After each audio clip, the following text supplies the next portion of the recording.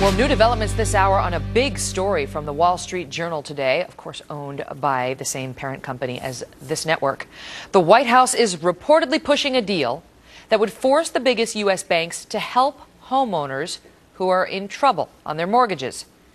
The banks would be forced to pony up billions of dollars to reduce the amount of principal these people owe on their homes. And Steve Centani just told us moments ago that the White House Press Secretary Jay Carney refused to comment when asked about this possible agreement. But the obvious question is this: does this reward some people who just took bad risks? Joining me now, syndicated radio host Neal Asbury, who's author of Conscientious Equity, and radio host Rob Thompson. All right, gentlemen, thank you so much for being here. So, Neal, let me start with you. There is a question. So the banks would foot the bill, not the government. It's not a government bailout. It's the government forcing the banks to help people who are underwater on their mortgages. But the question is, which people? Is it just those who are in default? And are those who worked extra hard to pay their underwater mortgages basically going to be left with no remedy? Well, Megan, here we go again.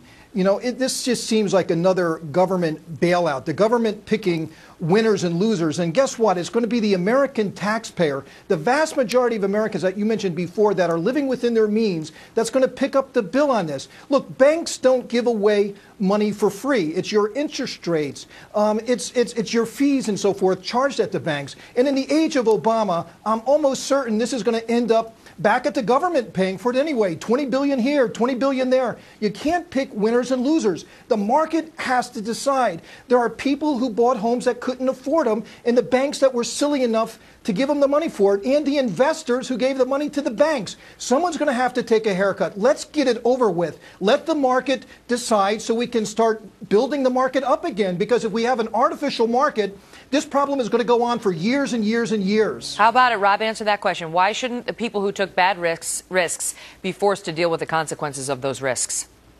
Well, first of all, let's consider everybody that's involved here. And the banks are one side of this, and they are certainly at fault in many cases in giving subprime mortgages, packaging mortgages, and moving them along that shouldn't have ever been given away. And when this was all happening, when the subprime market was really booming, I think we talked about predatory lending practices that these banks were dealing with. So it's the person who got the mortgage has no responsibility. No, absolutely you do. But when you are told by a bank, such as Bank of America or Chase or any of the other Wells Fargo, that says, you know what, as far as we can tell, we're the financial experts here. You're making enough money to afford this house. This is the amount of money that we're going to loan you. So when the market turns and your investment turns out to be a bad one, it's Bank of America's fault. I didn't know. They said I should have this house. No, neither is the sky falling on top of let Rob finish, and then I'll go to you, Neal. Thanks. This is the bottom line. The banks are responsible for some of this. Most of it is certainly by the buyers themselves. And let the market decide. I absolutely agree. So why should they be? I lied. I'll go one more for Rob, then back to Neal. So, Rob, then why should those people be bailed out by the feds forcing the banks to suck up the principal on those loans? Three primary reasons. If you have unowned homes, if a bank owns a home, there is really nothing to be gained by anybody. Neighborhoods' property values drop. You know what happens in the state of Texas where I live in? Suddenly the money goes away for all the schools. What's two? You suffer there. There's one. The second one is, if you're unable to get people into houses, how are we going to stimulate our economy? Okay. Renters do not buy washing machines and refrigerators. We have to move our economy forward. Got to move the housing market. And finally, that's the bedrock of our financial being, and we all know that. So we have to stimulate that economy. And finally, we have to hold the banks accountable for what they did. Bank of America was held accountable in 2008. They were fined $8.6 billion. Okay. What we're talking about is a total of $20 billion. All right, I got your point. I got to go back to Neal. Neal, respond to those 3 points. Well, first of all, everybody was told when they got these mortgages that they were going to recalculate. And it was there and it was in writing. And yes, maybe they didn't look at it. And maybe they thought that 5 years from now they would be making more money. And maybe they weren't. But they made a business decision, as did these banks make a business decision. But as these prices go down, let's think about the opportunities that that's going to bring for homeowners that could not afford a home. Yes, there's winners and there's losers, but there's going to be many winners too. Many people who could not afford a home now will be able to afford homes because of this.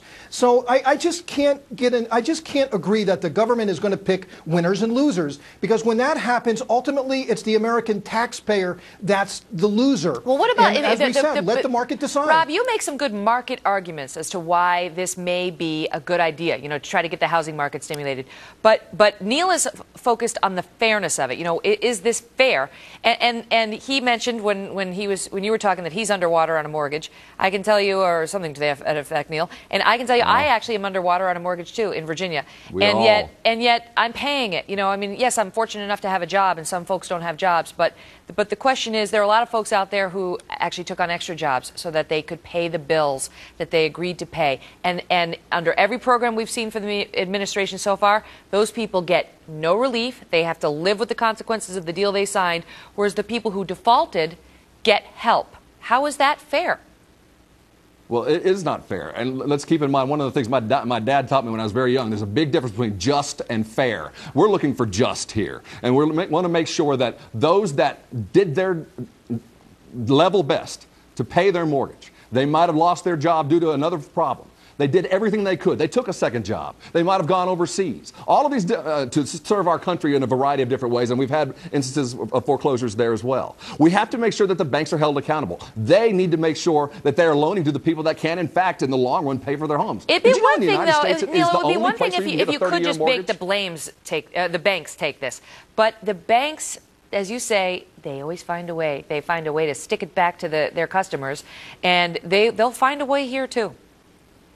Oh, yes, they will. As for Neal. In the age of Obama, I'm also fear that, this is also going to just reside right back with the U.S. government, because once the government gets involved, the banks are going to find a way to dump it on the U.S. government, meaning you and me and all of the other Americans that are trying to do the right thing here. It's just totally unfair that should happen. Well, it's a really difficult question, because you have a question about whether it's fair, but then you also want to see the housing market get going again so the economy can get going again.